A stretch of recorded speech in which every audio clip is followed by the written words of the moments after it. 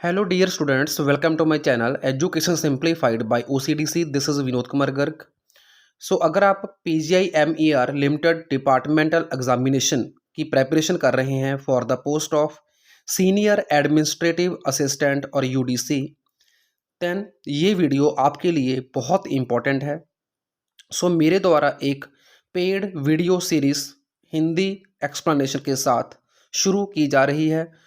जिसको परचेज़ करने के लिए आप 9876371788 पर संपर्क कर सकते हैं. इस पहले वीडियो का टॉपिक है कंपैशनेट अपॉइंटमेंट्स. कंपैशनेट अपॉइंटमेंट होती क्या है? इसको अनुकंपा नियुक्ति भी कहते हैं, जहां हम कहते हैं कि तर्ज के आधार पर किसी को गवर्नमेंट सर्विस देनी, जिसके ऑलरेडी जो कोई भी गार्डियन गवर्नमेंट सर्विस में हो और उनकी मृत्यु हो चुकी हो, तो उनके बच्चों को या उनके किसी भी जो लीगल हीयर्स होते हैं उनको नौकरी देने को कंपैशनेट अपॉइंटमेंट बोला जाता है. तो जहाँ पे लीगल हीयर जो मैंने वर्ड यूज़ किया है उसका मीनिंग होता है कानूनी उत्तराधिकारी. Okay, compassionate appointment is a social security scheme. तो ऐसे भी क्वेश्चन MCQ में आ सकता है, ये कौन सी स्कीम है? तो ये आएगा सोशल सिक्योरिटी स्कीम, जिसको हम बोलते हैं सामाजिक सुरक्षा स्कीम योजना.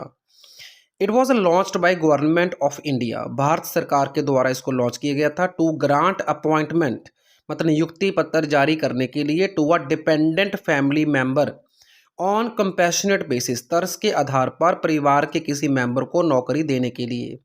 व्हेन अ गवर्नमेंट एम्प्लॉय और servant dies while in service, मतलब सर्विस करते हुए अगर किसी सरकारी मुलाजम की मृत्यु हो जाती है या फिर वो किसी मेडिकल आधार पर रिटायरमेंट ले लेते हैं, तो उनके वारिस को, उनके उत्तराधिकारियों को नौकरी देना, तो उसके लिए कंपैशनेट अपॉइंटमेंट वर्ड का यूज़ किया जाता है. बात करें इसका ऑब्जेक्टिव क्या है. Objective of this scheme is to provide immediate financial assistant, किसी को वित्तीय सहयोग देना. ठीक है, ये सबसे पहला ऑब्जेक्टिव है इस स्कीम का.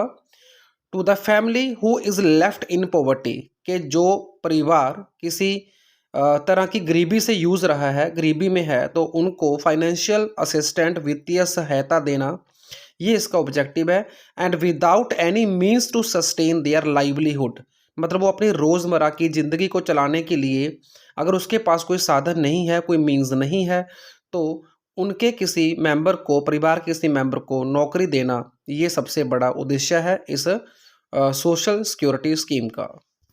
पॉइंट नंबर 3 हमारा आता है डिपेंडेंट फैमिली मेंबर्स, मतलब जिस गवर्नमेंट सर्विस वाले पर्सन की डेथ हुई है या फिर उसने मेडिकल आधार पर रिटायरमेंट ली है, तो उसके ऊपर निर्भर जो भी पारिवारिक मेंबर होते हैं, applying for the compassionate appointment, जिनको तर्ज के आधार पर नौकरी चाहिए, they should be eligible and suitable for the post under relevant recruitment rules, मतलब उस पोस्ट के लिए जो भी संबंधित रिक्रूटमेंट रूल्स होते हैं, नियम होते हैं, तो उन नियमों के अकॉर्डिंग, अनुसार वो पर्सन जिसको अनुकंपा नियुक्ति चाहिए वो एलिजिबल भी हो और सुटेबल भी हो उस पोस्ट के लिए. तो ये सबसे बड़ा रूल है, मतलब ये इसको फुलफिलमेंट करना चाहिए. ठीक है, अब बात करते हैं पॉइंट नंबर 4 की. तो in deserving cases with approval of secretary of the department, मतलब जिस भी डिपार्टमेंट में कंपैशनेट अपॉइंटमेंट चाहिए, तो उस पर्टिकुलर डिपार्टमेंट के जो सेक्रेटरी होते हैं उनकी सहमति के साथ, और कंसर्न्ड मिनिस्ट्री, जो भी मंत्रालय होता है जिस डिपार्टमेंट का, a dependent family member can be appraised for compassionate appointment, मतलब डिपेंडेंट फैमिली मेंबर को कंपैशनेट अपॉइंटमेंट के लिए विचारा जा सकता है. Even if there is earning member, अगर उसके परिवार में कोई और अर्निंग मेंबर है, फिर भी हम सेक्रेटरी और कंसर्न्ड जो मिनिस्ट्री है उसकी अप्रूवल के साथ फिर भी जो तर्ज के आधार पर नौकरी होती है उसके लिए उस परिवार के मेंबर को विचार कर सकते हैं. ओके, अब बात करते हैं नेक्स्ट पॉइंट की.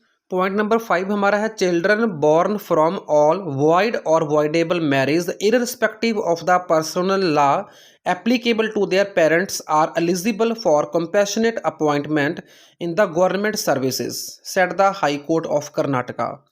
तो ये हाल ही में कर्नाटका हाई कोर्ट का फैसला आया है जिसमें ये बताया गया है कि जो भी मैरिज एक बार हो चुकी है और उसके बाद वो किसी भी पक्ष से यानी कि मेल और फीमेल की तरफ से अगर उस मैरिज को अदालत में कोर्ट में चुनौती देकर मैरिज को खारिज किया जाता है, मैरिज को ख़त्म कर लिया जाता है, मैरिज एक तरह का कॉन्ट्रैक्ट होता है बेसिकली इसमें कानूनी तौर पे देखा जाए तो अगर उसको ख़त्म कर लिया जाता है तो उस मैरिज से जो बच्चे पैदा हो चुके हैं वो बच्चे अपॉइंटमेंट यानी कि कंपैशनेट अपॉइंटमेंट के लिए वैलिड माने जाते हैं, वैध माने जाते हैं, एलिजिबल माने जाते हैं इन द गवर्नमेंट सर्विसेज। ओके, अब बात करते हैं नेक्स्ट पॉइंट की।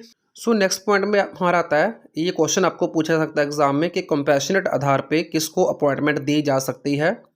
सो जैसे मैंने आपको पहले बताया कि it can be given to legal heir यानी कि कानूनी उत्तराधिकारी जो डिसीज्ड गवर्नमेंट सर्वेंट का होता है। डिसीज्ड मतलब जिसकी मृत्यु हो चुकी हो, तो अगर मेल है तो उसकी वाइफ को, अगर फीमेल है तो उसके हस्बैंड को, या फिर उनके पुत्र को, उनकी बेटी को, ठीक है, या कोई डाइवोर्सी है तो उसको भी, या फिर विडो डॉटर जो डॉटर है किसी की और वो उसके पति की मृत्यु हो चुकी है तो उसको भी कंपैशनेट ग्राउंड पर अपॉइंटमेंट दी जा सकती है। ठीक है, तो ऐसे ऐसे प्रावधान है, तो ये क्वेश्चन आपसे एग्जाम में पूछे जा सकते हैं। अब बात करें नेक्स्ट पॉइंट की। सो नेक्स्ट पॉइंट आपको ये बताना चाहता हूँ कि ये क्वेश्चन भी पूछ सकते हैं कि जो फीमेल जो डॉटर होती है ना, डॉटर या फिर विडो डॉटर, तो इनको जॉब देने का कंपैशनेट ग्राउंड पर पहले ऐसा रूल नहीं था, बट हाल ही में कर्नाटका गवर्नमेंट का फैसला आया है तो इसके बारे में आपके पास अपडेट होनी चाहिए। ठीक है, तो इसके बारे में आपने अपने आप को ज़रूर अपडेट रखना है, तो इसके MCQ भी मैं आपको बहुत जल्द प्रोवाइड करूँगा। सो उम्मीद करता हूँ ये वीडियो आपको समझ में आया होगा। सो इस पोस्ट के लिए कंप्लीट वीडियो नोट्स परचेज करने के लिए 9876371788 पर आपको संपर्क करना है। Thank you, thanks for watching.